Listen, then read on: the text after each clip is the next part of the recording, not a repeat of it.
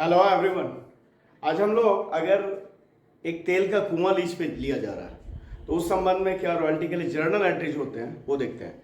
Journal entry इसलिए बोला मैंने क्योंकि अकाउंट्स बहुत सारे हम लोगों ने बनाए।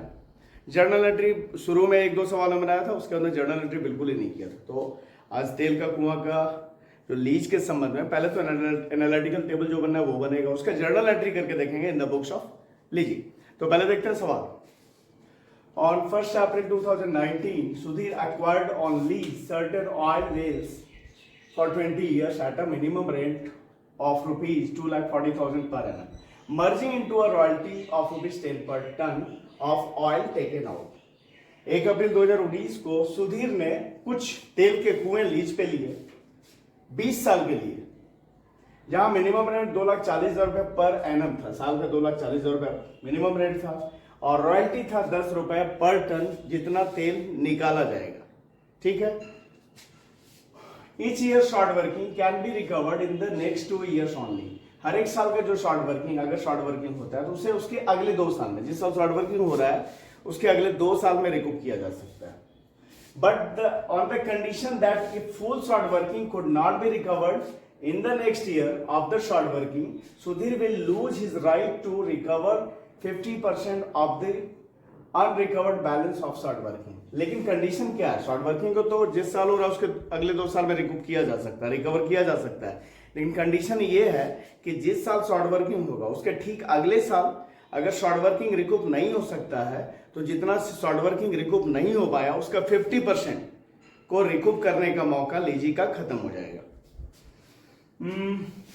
The output of the first 3 years, अगले पहले 3 साल का जो आउटपुट था वो इस तरह से था। 6,000 टन इन फर्स्ट ईयर, पहले साल 6,000 tonne, 15,000 tonne in second year, दूसरे साल 15,000 टन और 30,000 tonne for the third year. तीसरे साल में 30,000 टन आउटपुट हुआ था, मतलब तेल निकाला गया था। ठीक है। So journal entries in the books of Sudhir, हमें सुधीर के बुक में जर्नल एंट्री दिखाते हैं। अभी शॉर्ट वर्किंग को एक बार हम लोग फिर से समझते हैं कि क्या कंडीशन है। कि सपोज ये फर्स्ट ईयर है, ये सेकंड ईयर है, ये थर्ड ईयर और इस साल शॉर्ट वर्किंग हुआ है। ठीक है। तो इस साल का जो भी शॉर्ट वर्किंग है वो शॉर्ट वर्किंग जो भी है, मान लिया यहाँ पे शॉर्ट वर्किंग 10,000 का हुआ है तो 10,000 का 10,000 यहाँ रिकूप हो पाया तो हो पाया। सपोज यहाँ पे 5,000 ही रिकूप हो पाया, है ना, 5,000 ही रिकूप हो पाया यहाँ पे। यहाँ शॉर्ट वर्किंग था 10,000 का। ठीक है। जिसका रिकूप करने का मौका क्या बताया गया सवाल में कि जब शॉर्ट वर्किंग होगा उसके अगले 2 साल में रिकूप कर सकते हैं। तो शॉर्ट वर्किंग यहाँ 10,000 हुआ और यहाँ पे उससे मात्र 5,000 रिकूप हो पाया। तो कितना रिकूप नहीं हो पाया? 5,000 रिकूप नहीं हो पाया।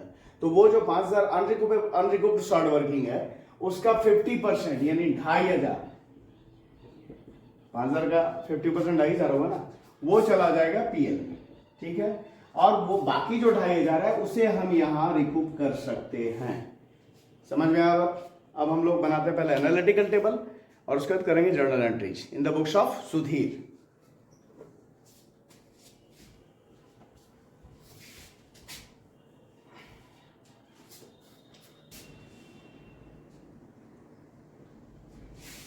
ईयर आउटपुट, आउटपुट क्या है? टन में है ना, इन टन। फिर रॉयल्टी 20 है एट द रेट ऑफ ₹10 पर टन। उसके बाद में मिनिमम रेंट, फिर शॉर्ट वर्किंग,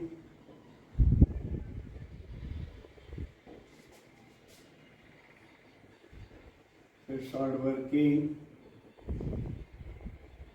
रिकूप्ड, फिर अमाउंट पेड टू लैंडलॉर्ड, फिर amount short working transferred to PL. वो शॉर्ट वर्किंग जो रिकूप होने लायक नहीं रह जाएगा उससे कहां ट्रांसफर करते हैं? Profit and loss account. ठीक है।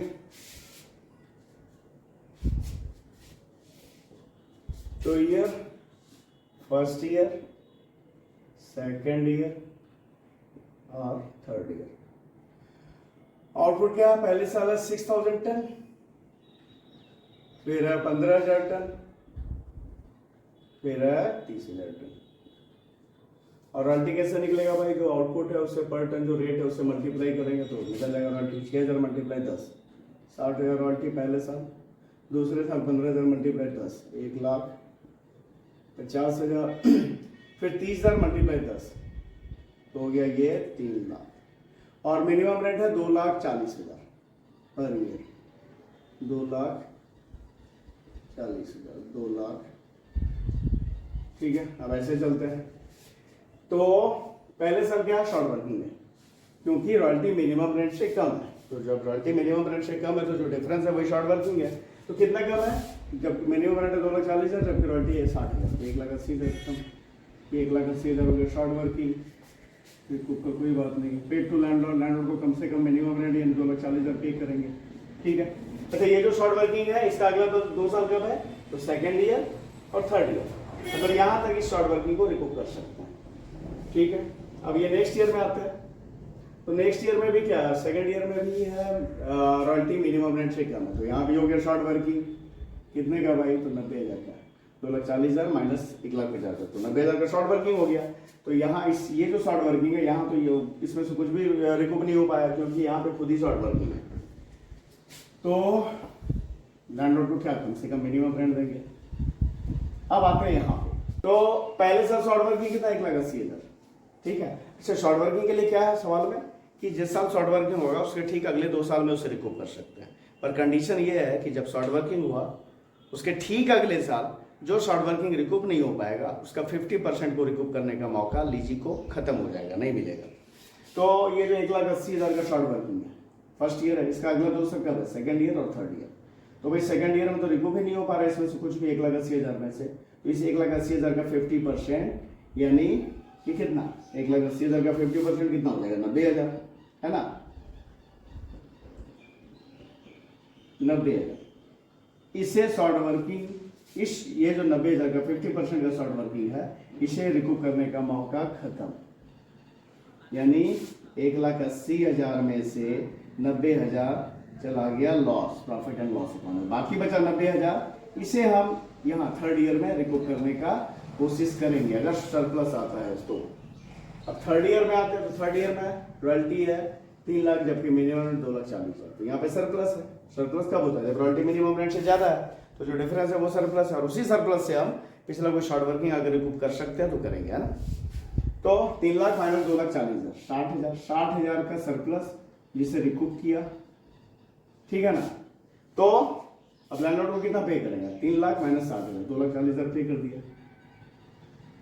और यहाँ प्रॉफिट एंड लॉस अकाउंट में कितना जाएगा, तो भाई ये जो 90,000 का शॉर्ट वर्किंग बाकी जो था बचा हुआ, इसमें से 60,000 रिकूप हो पाया, तो 30,000 जो है वो हो जाएगा प्रॉफिट एंड लॉस अकाउंट में। और सेकेंड ईयर में भी तो शॉर्ट वर्किंग था, सेकेंड ईयर वाला का अगला 2 साल कब होता है, थर्ड ईयर और फोर्थ ईयर, तो फोर्थ ईयर का तो है नहीं, तो थर्ड ईयर का है।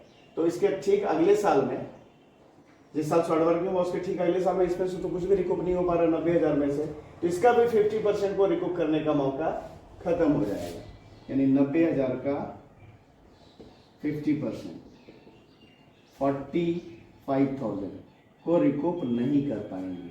ठीक है, मतलब पीएल में कितना चला जाएगा, 75,000।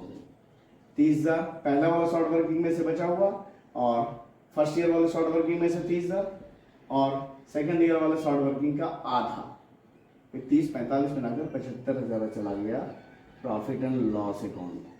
ठीक है, हाँ, और अब हम लोग करते हैं journal entry in the books of lessee. तो लीजी कौन है भाई, journal entries in the books of Sudhir, Sudhir lessee है ना। तो फर्स्ट ईयर तो 2019-20 लिख देते हैं, मैं मार्च 31 को। Royalties account debit,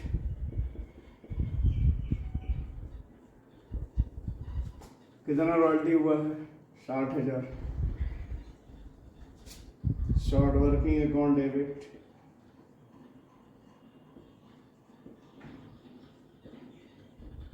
1,80,000 to landlord's account 2,40,000। Narration being amount of royalty and short working due। जब अगला एंट्री रॉयल्टी का अमाउंट लैंडलॉर्ड को पे करेंगे उसके लिए landlord's account debit to bank account 2,40,000। ठीक है, being अमाउंट पेड, ये हो गया। उसके बाद में आते हैं इधर, यहाँ पे करते हैं मार्च 31 को उसी साल end of the year. End of the year क्या होता है, जो भी अमाउंट रॉयल्टी का है वो उससे प्रॉफिट एंड लॉस अकाउंट में ट्रांसफर करते हैं। तो उसके लिए कर लेते हैं March 31 profit and loss account debit to royalties account. कितना, तो रॉयल्टी कितना था, 60,000।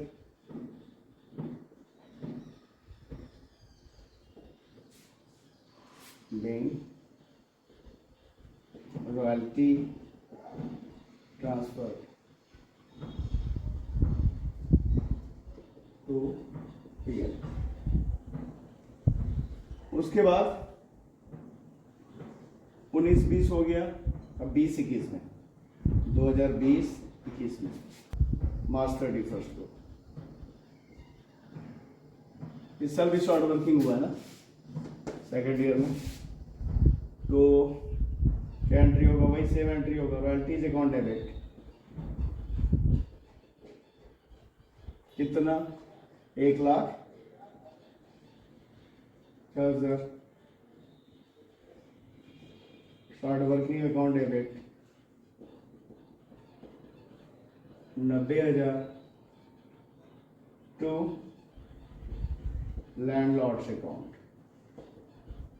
2,40,000। ये सेकंड ईयर में एंट्री करना होगा। उसके बाद इसका नरेशन तो वही होना है सेम, इसलिए नरेशन नहीं लिखते हैं। उसके बाद में पेमेंट की एंट्री लैंडलॉर्ड को पे करेंगे पैसे, तो लैंडलॉर्ड्स अकाउंट डेबिट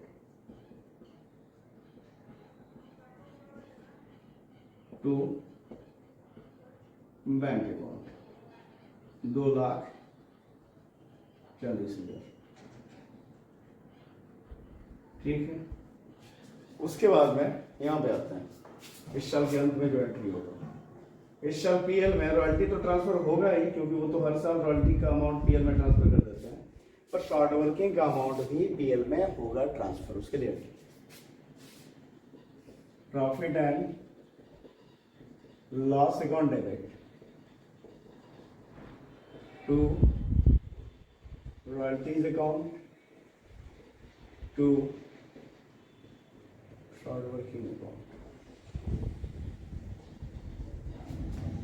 कितना, तो भाई रॉयल्टी हो गया 1,50,000 और short working 90,000, 2,40,000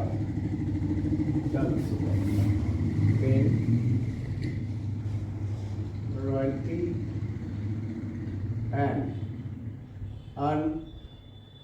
unrecoupable short working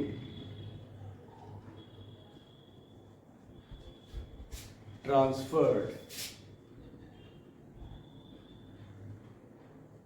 to here। अब उसके बाद में 19-20 का हो गया, 20-21 का हो गया, 21-22 तीसरे साल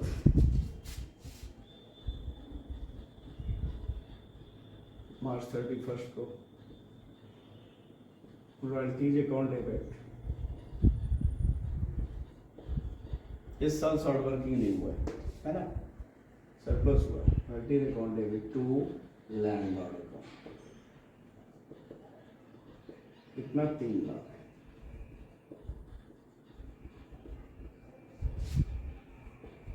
उसके बाद लैंडलॉर्ड को पेमेंट करेंगे और शॉर्ट वर्किंग भी रिकूप किया है 60,000 का, तो एंट्री लैंडलॉर्ड अकाउंट डेबिट कितना भाई, 3 लाख, लेकिन उसे देंगे कितना, टू बैंक अकाउंट देंगे 2,40,000 और शॉर्ट वर्किंग रिकूप किया कितना, 60,000। तो टू शॉर्ट वर्किंग अकाउंट 60,000, ठीक है। Bank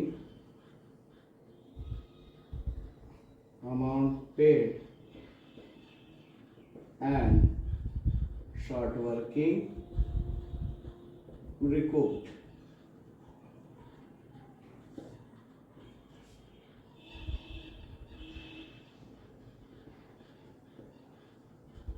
being amount paid and short working recouped।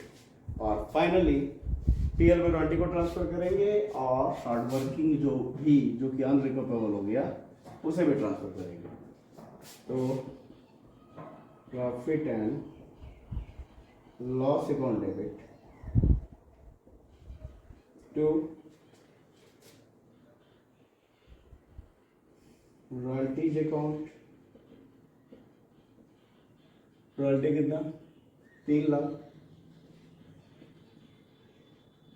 और टू शॉर्ट वर्किंग अनरिकवरेबल कितना का, 75,000, इसे भी ट्रांसफर करेंगे। 75,000 तो हो गया 3,75,000 रॉयल्टी और शॉर्ट वर्किंग दोनों को पीएल में ट्रांसफर किया। शॉर्ट वर्किंग कौन सा, जो कि अनरिकवरेबल हो गया, ठीक है। तो ये बन गया जर्नल एंट्री। तो इस वीडियो में इतना ही। अगर ये समझ में आया तो वीडियो को लाइक करें, चैनल को सब्सक्राइब करें।